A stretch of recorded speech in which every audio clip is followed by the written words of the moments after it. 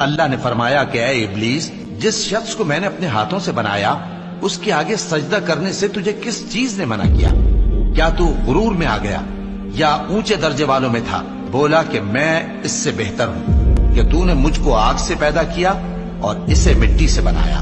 फरमाया बस यहां से निकल जा, तू मरदूद है और तुझ पर क़यामत के दिन तक मेरी लानत पड़ती रहेगी। कहने लगा कि मेरे परवरदिगार, अच्छा तो मुझे उस रोज तक के लोग उठाए जाएं मोहलत दे। फरमाया कि तुझको मोहलत दी जाती है उस रोज तक जिसका वक्त मुकर्रर है। कहने लगा